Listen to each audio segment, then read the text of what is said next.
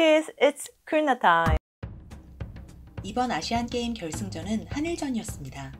무려 연장까지 가서야 승패가 결정되었는데요. 이날 연장 3분에 이승우 선수가 넣은 선제골로 기설을 제압하고 결국 대한민국을 승리로 이끌었습니다. 이승우 선수는 골을 넣은 기쁨을 만끽하기 위해 광고판으로 달려가 손을 귀에 대며 관중들을 향해 세리머니를 했습니다. 그런데 이승우 선수가 지난 월드컵을 마친 후 라디오스타에 출연하여 MC들에게 이 골 세리머니를 약속했던 것이라는 사실을 알고 계신가요? 이승우 선수는 라디오스타에 출연하여 골을 넣고 나면 세리머니가 다른 선수들과 겹쳐 재미가 없을까봐 걱정이 된다고 말했습니다. 자기 전에 항상 골인 후 세리머니까지 하는 상상을 한다고 말했는데요. 이승우 선수의 시그니처 세리머니를 묻는 라스 MC들의 질문에 자신은 한 번 한 세리머니는 다시 하지 않는다고 말했습니다. 하지만 신태용 감독이 월드컵에서 자신을 풀로 이용하지 않았고 출전할 수 있는 기회는 후반에 잠깐뿐이어서 준비해온 것을 보여줄 수 없어서 슬펐다고 했습니다. 그러자 라스 MC들이 아시안게임이 다가오니 라디오스타 시청자들과 세리머니를 약속해달라고 말했습니다. 이승우 선수는 손을 이용하여 관객들에게 이 환호성이 들리냐는 세리머니를 하겠다고 했습니다. 아시안게임 결승. 이승우 선수는 무려 한일전 연장전에서 골을 넣고야 맙니다.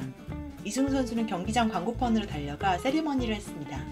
광고판 위에 올라선 이승우 선수는 귀에 손을 가져다 대며 무언가를 묻는 듯이 머리를 양옆으로 돌렸습니다. 관객들에게 이 환호 소리가 들리냐는 세리머니였던 것이죠. 그런데 여기에는 숨겨진 사실이 하나 더 있습니다. 당시 경기장에는 우리나라를 포함해 다양한 국가의 기업 광고판이 설치되어 있었는데요. 이 가운데 이승우가 밟고 올라선 광고판은 일본 기업인 도요타 자동차 광고였습니다.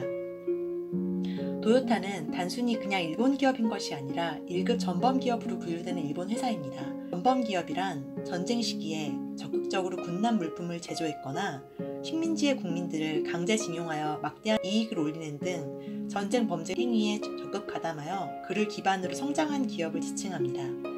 도요타는 태평양 전쟁 당시 육군용 트럭을 생산했습니다. 식민지인 조선인들을 강제 노역하는 것뿐만 아니라 그에 합당한 대가를 지불하지 않았죠.